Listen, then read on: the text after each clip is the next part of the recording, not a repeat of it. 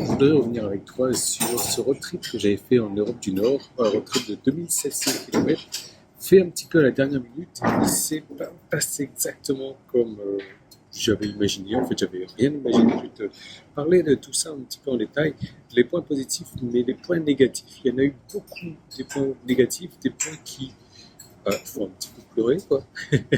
On en parle dans cette vidéo. Je vais te parler des consommations globales aussi que j'ai eues sur 2700 km. Hein. Tu connais, compliqué de ne pas parler conso, etc. Mais il y a des trucs, des choses dont il faut se méfier. Moi, je ne savais pas, je suis français, mais je ne suis pas vraiment français. En même temps, tu sais, je suis français de l'île de la Réunion. Donc, on a beau avoir les mêmes lois, les mêmes règles, etc. Il y a des choses qu'on ne fait pas à la Réunion, genre les chemins de fer, etc., les panneaux de signalisation, bref. Euh, et le truc, c'est que j'étais pas forcément habitué à aller dans les pays frontaliers européens. Donc, j'en ai pris plein la tête et je t'en parle dans cette vidéo.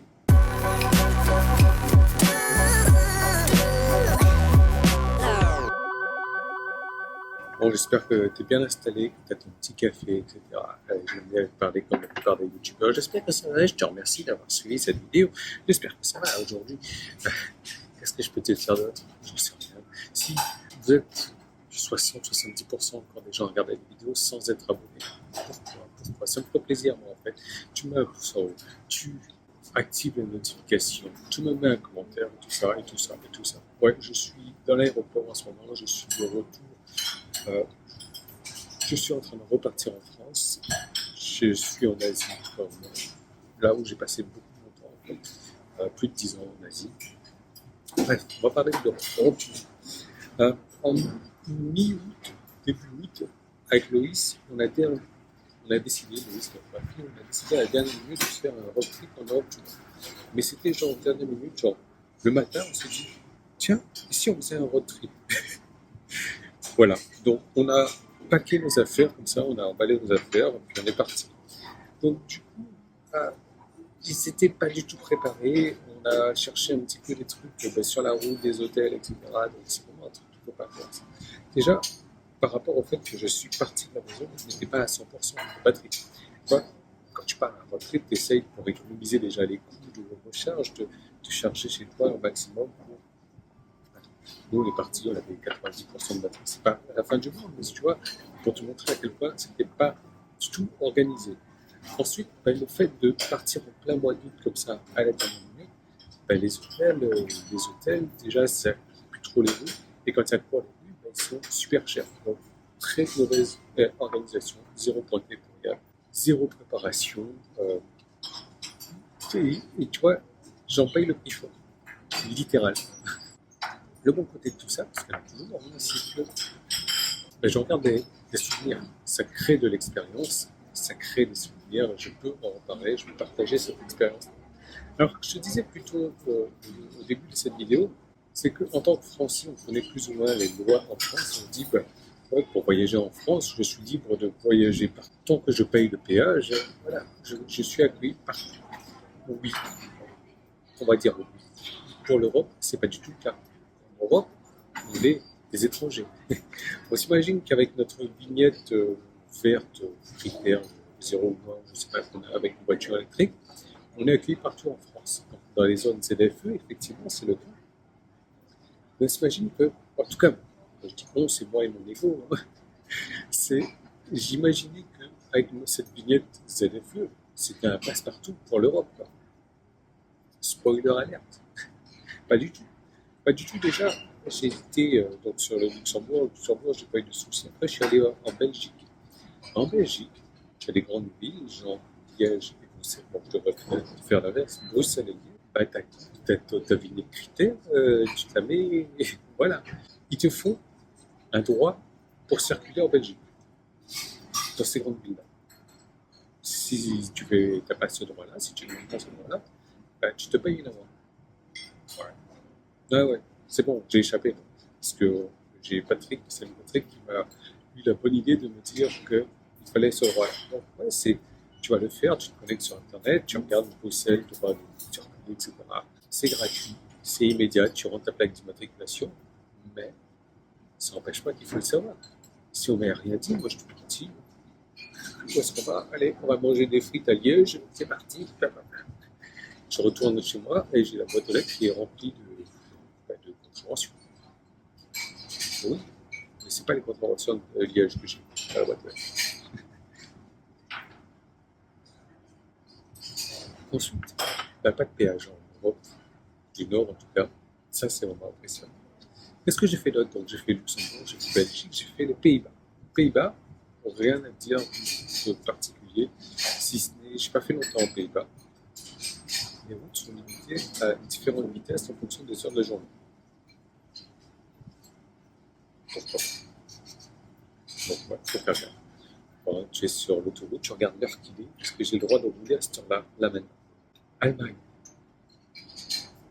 pas de péage, portion de route illimitée, génial. Par contre, il te faut un droit d'entrée, une vignette dans les grosses villes que tu visites. J'étais à Cologne par exemple. À Cologne, il te faut, je sais pas ce qu'ils appellent une vignette, un truc assez onéreux quand même, hein, que tu achètes pour une certaine période de temps. Et je les savais. Ben non, moi j'ai mon critère zéro, je me balade partout et tout. Je suis bien mieux, je suis à l'étranger. À l'étranger, il faut que je me plie aux règles du pays. Pourquoi je suis tout petit comme ça? C'est-à-dire comme ça, là. Donc, tu as à l'entrée des grosses villes comme ça, un panneau qui te dit si tu sais comprendre. Moi, je ne sais pas, je suis bien de la règle. En gros, c'est réservé à ceux qui ont les vignettes. Quand tu le vois, c'est trop tard. C'est trop tard parce que juste genre 50 mètres, peut-être 100 mètres après le panneau, tu as des caméras de circulation qui vérifient que tu as bien cette vignette. Ça peut être, je pense que ça va être une vignette dématérialisée aussi, donc vérifier par rapport à ta plaque d'immatriculation. Est-ce que tu t'es enregistré? Si tu t'es pas enregistré, je te laisse deviner. Allez, 5, 4, 3, 2, 1, 0, tu sais ce qui se passe? Moi, je le sais, hein. C'est pas arrivé dans la boîte aux lettres avant la fin du road trip, parce que le road trip était un petit peu court. Mais c'est arrivé dans la boîte aux lettres, quoi. Avant de voyager, notamment moi-même, hein, parce que je sais que toi, tu es très intelligent, beaucoup plus que moi en tout cas, minimum de préparation. Je me rappelle quand j'étais parti en Croatie, j'étais passé par la Slovénie. Pareil, la Slovénie, le planificateur Tesla te fait passer par les autoroutes slovènes, slovaques, slovéniennes. Sauf que le planificateur Tesla, il te dit, t'as la vignette. Toi, tu sais pas qu'il te faut des vignettes. Pas le truc.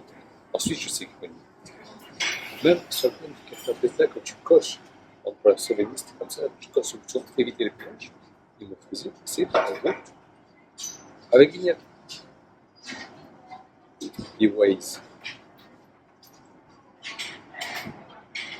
En parlant de planificateur, je peux dire que ça fait maintenant 60 000 km, c'est ma quatrième Tesla. J'ai 100% confiance dans le planificateur Tesla au niveau des recharges. J'adore m'arrêter, recharger. Dégourdir les gens pour 2 heures, 2 heures et demie. Ouais, ça c'est franchement génial, ça fait du bien. Surtout dans le long road trip comme ça, on a fait 2700 bornes en 10 jours. Donc ça, franchement, si tu hésites, si tu veux une voiture électrique que tu souhaites une Tesla, tu peux y aller des bonnes années. Sinon, j'ai été relativement surpris par les tarifs. J'ai eu l'occasion de tester les recharges en France, Luxembourg, Belgique, Pays-Bas, Allemagne, etc. J'ai fait toutes ces recharges aussi avant la baisse, parce que moi c'est comme ça, je vais pouvoir prendre tout le temps, avant la baisse des tarifs de Tesla en fin août 2023. Il y a tout craché. Et je t'en parle en détail dans cette vidéo récapitulative. Juste avant d'en arriver là, ça fait quelques minutes qu'on discute, enfin, qu'on discute avec mon égo en tout cas. Tu me suis, si t'es arrivé là, c'est que t'aimes bien ce format, t'aimes bien ce genre de contenu. Donc si t'es pas encore abonné, tu t'abonnes, tu mets un pouce en haut, tu me laisses un commentaire, etc. Si toi c'était déjà arrivé de te faire avoir par le fait d'être considéré comme un étranger en Europe, en fait, de te croire tout puissant avec ton critère zéro et de te rendre compte qu'en fait on est tout merdique. Laisse-moi savoir. Je pense que tu vois, pour l'Allemagne, ces vignettes, tu dois avoir un effet rétroactif. Tu ne savais pas, tu achètes, quelques jours après, et puis ça va marcher. Je ne savais pas, jusqu'à arriver dans la forêt, dans la boîte aux lettres. Bon, allez, j'ai mis ton pouce en haut, tu t'es abonné, tu as activé les notifications, tu as commenté. On va se voir ensemble ces commentaires, ces statistiques. Et moi, je te termine. Est-ce que tu les joues dessus? Ouais, tu as déjà vu plusieurs fois ces vidéos.